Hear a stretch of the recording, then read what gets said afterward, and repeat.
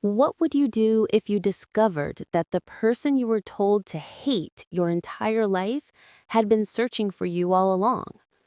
My name is Emma. I'm 22 years old. 3 days ago, at 2:45 in the morning, I sent a message to a complete stranger. 39 minutes later, he replied with 7 words that shattered everything I thought I knew about my life. I am your biological father. I was hoping one day you'd find us. This is the story of how I spent 22 years believing a lie, how I grew up thinking I was unwanted, unloved, the product of something dark, and how one sleepless night and a $40 background check revealed the most painful truth of all.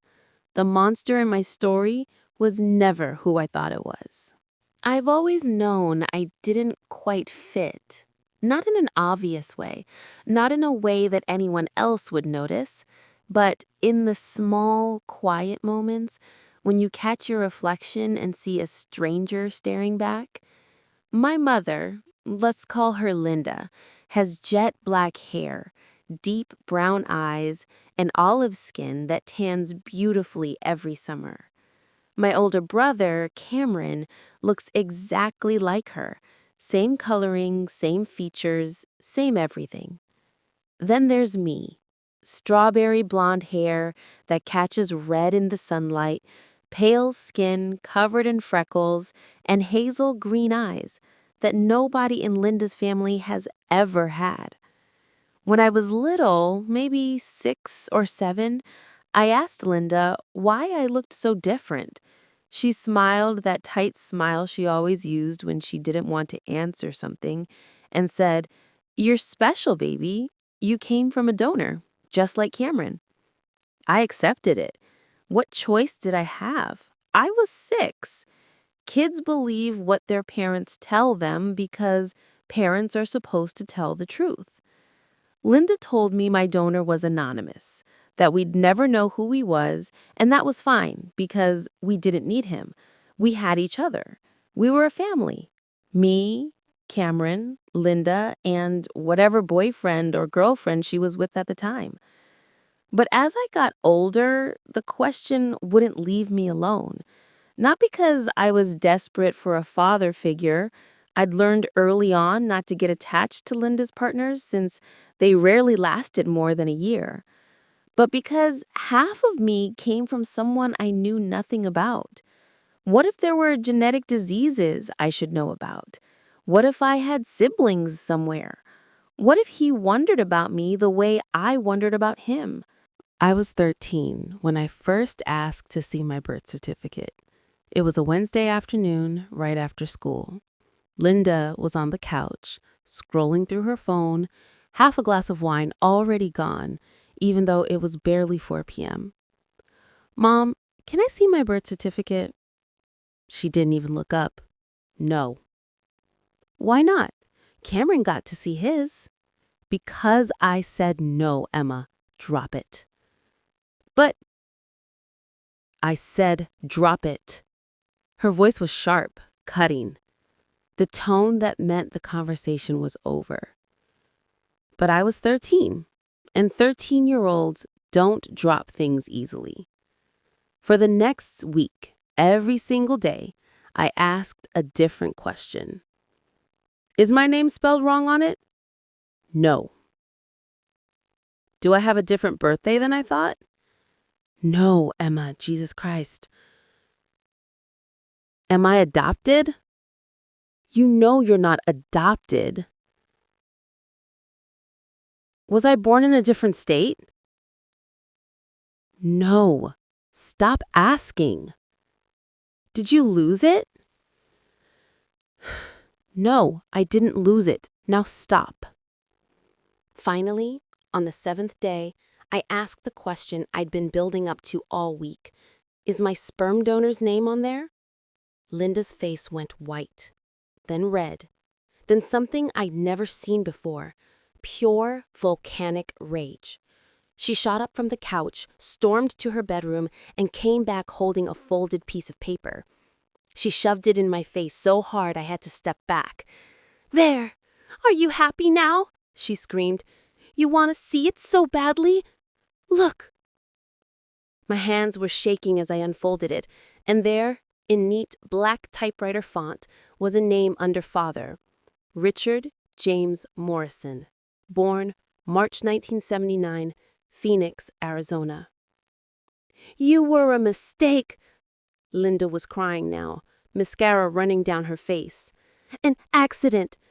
He hurt me, Emma. Do you understand? You're the product of something terrible, and he wanted nothing to do with you. He's a monster, and you just made me relive the worst night of my life. Are you satisfied? I stood there, frozen, the paper trembling in my hands. I'm sorry. I didn't. Get out of my sight. For 4 days after that, Linda didn't speak to me. She'd walk past me in the hallway like I was invisible. She'd make dinner for her and Cameron, but leave me to fend for myself. When I tried to apologize, she'd just shake her head and walk away. I was 13 years old, and I'd just learned I was the product of violence, that half of my DNA came from someone evil, that my very existence was a trauma my mother had to endure. And she made sure I never forgot it. Over the next few years, whenever Linda and I fought about my grades, about chores, about me wanting to spend time with friends instead of taking care of Cameron, she'd bring it up. You know, I could have gotten rid of you, but I didn't. I kept you even though every time I look at you, I'm reminded of what happened. And this is how you thank me? Do you have any idea what I sacrificed for you? What I went through? You're just like him, you know? Selfish, ungrateful. I started to believe I owed her everything, that I was fundamentally broken, fundamentally wrong. I looked in the mirror and wondered which parts of me came from a monster. The shape of my nose, my temper, my stubbornness. I tried to be perfect. Straight A's, scholarships. I worked part-time jobs and gave Linda money for bills. I took care of Cameron when Linda was too drunk or too high to function. I thought if I could just be good enough, maybe she'd forgive me for existing. It never worked. But here's the thing about living with Linda. Nothing she said was ever consistent. When I was 16, I spent 2 weeks at my grandmother's house, Linda's mom, who lived 3 hours away in Flagstaff.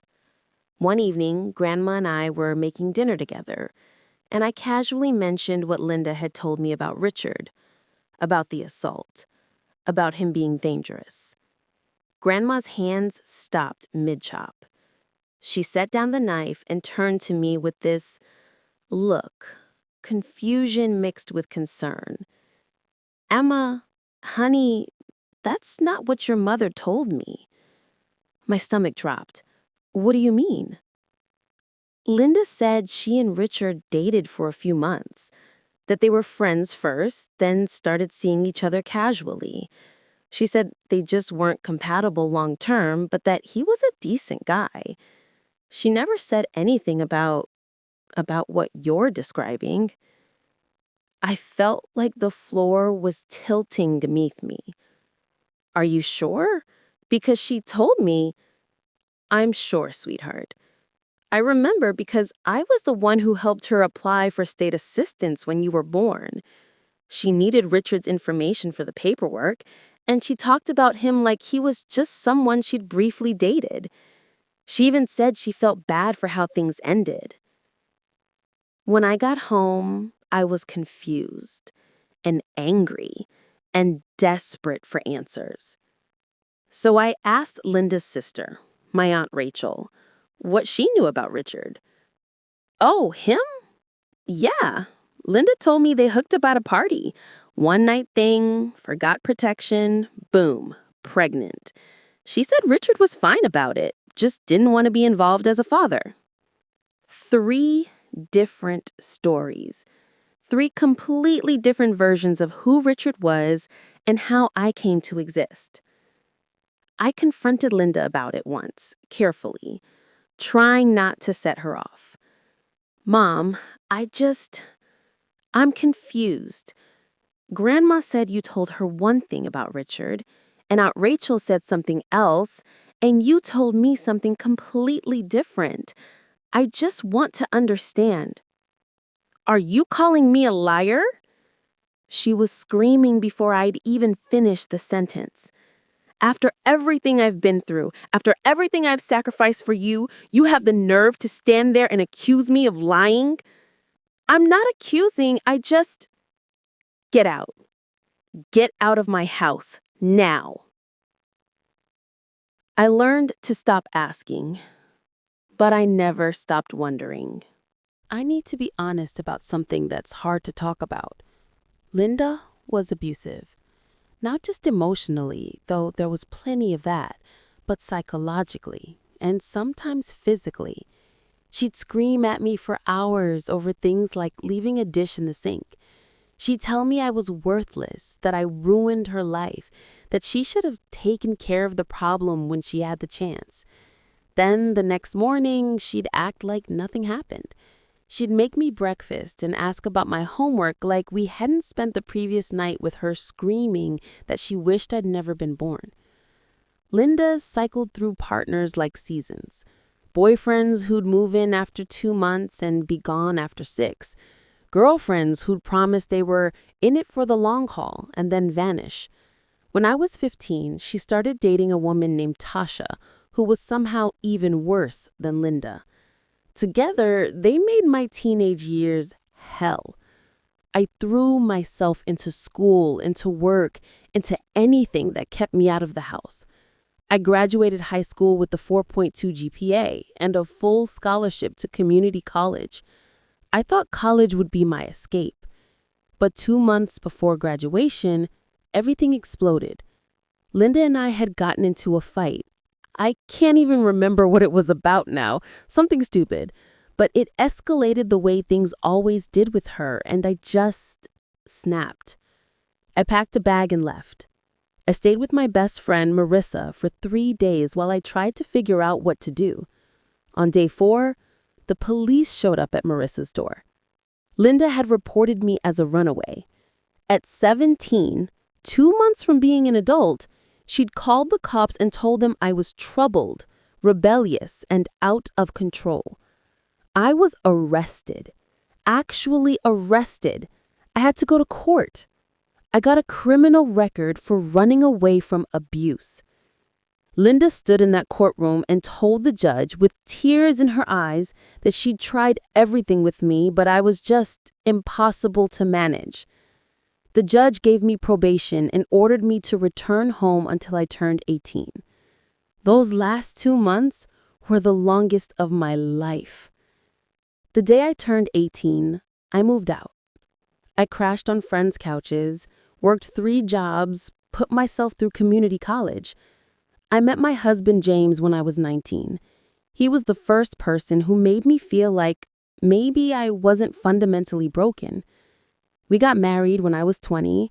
I had my first baby at 21, a second at 22. And through it all, the question never left me. Who was Richard Morrison? And was he really the monster Linda said he was? 3 days ago, I couldn't sleep. It was 2 a.m. I'd just finished nursing my youngest daughter back to sleep, and I was lying in bed next to James, staring at the ceiling. I don't know why that night felt different. Maybe it was becoming a mother myself and understanding on a deeper level what it meant to be connected to someone. Maybe it was exhaustion, finally breaking down whatever wall I'd built up. Maybe it was just time. I picked up my phone and Googled affordable background check services.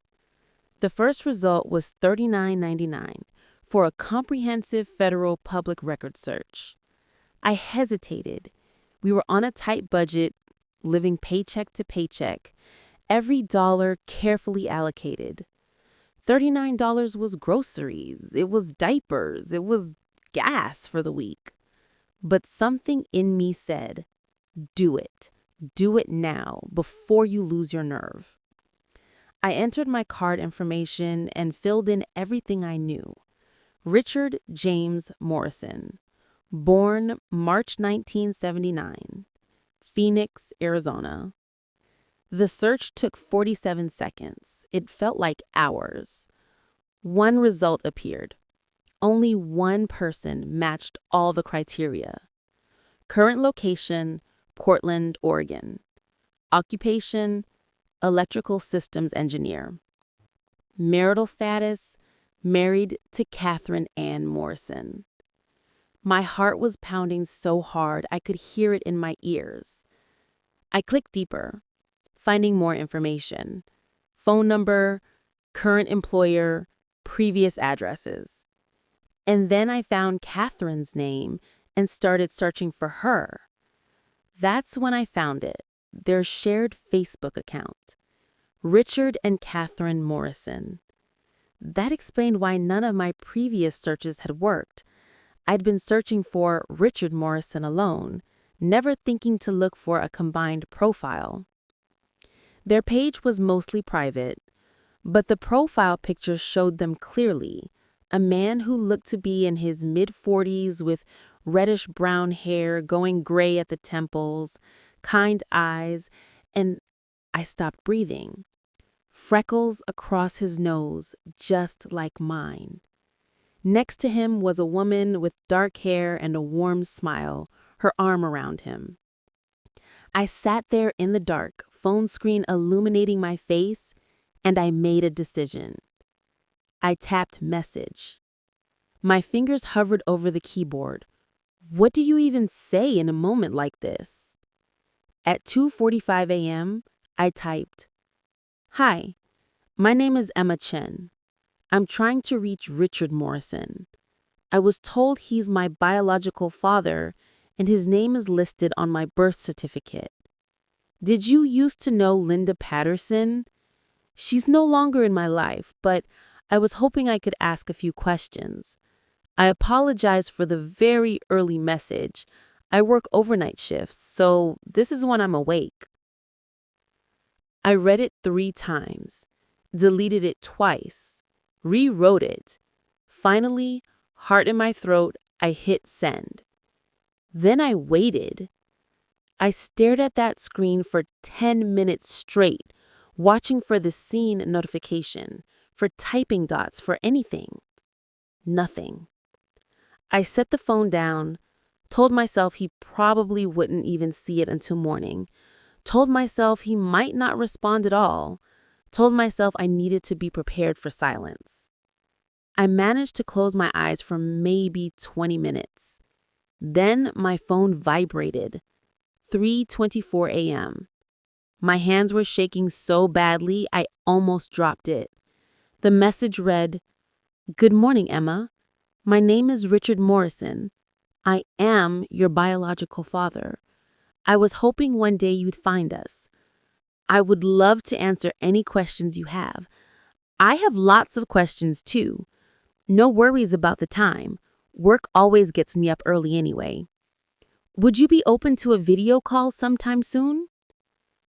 I had to read it 4 times before the words actually made sense.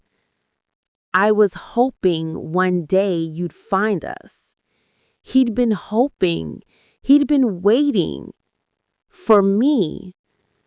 I woke James up, practically shaking him awake, and shoved the phone in his face. "James! James, look! Look at this!" He squinted at the screen, confused and half asleep. Then his eyes went wide. "Emma, holy shit! What are you going to do?" I think, my voice was shaking, I think I'm gonna call him. At 8 a.m. that same morning, I sat in our tiny apartment's living room with my laptop open, James beside me holding my hand. My babies were still asleep. The whole world felt suspended. Richard had sent his phone number and suggested a video call. Catherine would join too if I was comfortable with that. I was terrified, but I clicked the call button. After 2 rings, 2 faces appeared on screen. Richard, older than his Facebook photo, but unmistakably the same man, with those same freckles, those same eyes. And Catherine, who smiled gently and gave a small wave. "Emma," Richard's voice cracked slightly. "Hi. God, hi. Thank you for reaching out. Thank you for finding us." "Hi," I whispered. I don't even know where to start." "We have time," Catherine said softly. "As much time as you need." For the next 2 hours, they told me a story that completely shattered everything I thought I knew about my life. Richard and Linda had worked together at an insurance company in Phoenix. They became friends over several months. Genuinely close friends. Linda had confided in both Richard and Catherine, they were already married then, together since college, about her struggles trying to have a second child. She'd had Cameron through artificial insemination, but couldn't afford to do it again. One evening, Linda asked them something that seemed unusual, but not impossible. Would Richard be willing to help her conceive naturally? She didn't want him as a father figure, she said. She just wanted another child, and artificial insemination was financially out of reach. Richard and Catherine discussed it for weeks. Finally, they agreed, but with one condition. "We wanted to know you," Richard said, his eyes getting misty. "Not as parents, necessarily, but as people in your life. We felt like if I was going to help bring you into the world, we should at least be allowed to know you existed, to maybe be friends." Linda agreed. Everything went according to plan. Linda got pregnant, but at 8 months, everything changed. She called us one night and said she had changed her mind, that she didn't want us involved, that she needed to do this on her own. We were heartbroken, but we respected it. We didn't want to force ourselves into a situation where we weren't wanted. They tried to reach out over the years, sent cards to the last address they had, called the old number. Everything went unanswered. Then, when I was 4 years old, Linda finally responded. She said she'd been wrong to cut us off. Richard's voice was thick with emotion now. "She said you were asking about me, and she thought it might be good for you to know us. Not as parents, necessarily, but like aunt and uncle figures. Family friends." What they told me next made me start crying. For 4 months, when I was 4 years old, Richard and Catherine picked me up 3 to 4 times a week. They took me to the zoo, to the park, to their house, where I played with their 2 young children, my half-siblings, though I didn't know it then. They took my brother Cameron too, treating him exactly the same, never making him feel left out. "You loved the tigers at the zoo," Catherine was crying now too. "You'd press your face against the glass and roar at them, and you'd insist on holding both of our kids' hands when we walked, one on each side, like you were protecting them." "I remember that," Richard added. "You were so gentle with them even though you were just 4 yourself, and you had this laugh. God, Emma, you had the best laugh." Then one day they brought me and Cameron home, and Linda met them at the door. She said, "I never want to see either of you again." Just like that. No explanation. 2 weeks later, we found out she moved states, changed her number, completely disappeared. They tried to find us. They really tried. But Linda had covered her tracks well. We checked her old social media accounts, hoping she'd post something with you in it. We'd Google her name, look at public records. We just wanted to know you were okay. When I was 17 and got arrested, it made the local news. Teenager charged with running away in a neighboring county. They saw it. They saw my name. They tried to find me then too, but I was already in the system, bouncing between addresses. We never stopped thinking about you, Richard said. We talked about you all the time. Our kids know about you. They've always known they have an older sister out there somewhere. We didn't know how to find you without making things worse. We thought maybe Linda had built a good life for you, and we'd just be intruding. I had to pause to catch my breath. She didn't build a good life. She was abusive, emotionally, psychologically, sometimes physically. She told me you were a monster. She told me I was a mistake. She told me I was the product of assault and that you wanted nothing to do with me. The silence on the other end was deafening. Finally, Richard spoke and his voice was shaking with anger and grief. Emma, I need you to hear this and believe it. You were not a mistake. You were not an accident. You were intentional and wanted. We wanted you then, and we want you now. Catherine nodded, tears streaming down her face. You still are wanted. You always have been. That's when I completely broke down. Ugly crying, the kind where you can't catch your breath, where your whole body shakes. James wrapped his arms around me while these two strangers on a screen, strangers who were somehow not strangers at all, cried with me. That was 3 days ago. Since then, Richard, Catherine, and I have been texting constantly. We have a group chat, the three of us, where we share everything. Photos of my babies, photos of their kids, my siblings, David, 20, and Grace, 18, who were both apparently so excited to meet me. Random thoughts, updates about our days. Richard calls me kiddo. Not in a trying too hard way, but naturally, like he's been calling me that my whole life. Yesterday, I got off work at 6 a.m. I'm a night shift nurse now. Ironic, given Linda's attempts to derail my education. And my phone buzzed. Richard, good morning, kiddo. How was your shift? I sat in my car in the hospital parking lot and cried because someone cared. Someone asked. Someone wanted to know. We're planning another video call in a few days, this time with James and my babies. Richard and Catherine want to meet their grandchildren. Grandchildren? I have to sit with that word for a minute. We're taking it slow. We check in constantly about everyone's feelings, boundaries, comfort levels. Catherine keeps asking if we're going too fast, if I need space, if I'm feeling overwhelmed. And I am overwhelmed, completely and utterly overwhelmed. But I'm also happy and excited and hopeful in a way I haven't been in maybe ever. There's something else I need to admit, though. Something I didn't expect to feel. I'm grieving. I'm grieving the childhood I could have had. The birthday parties Richard and Catherine would have thrown.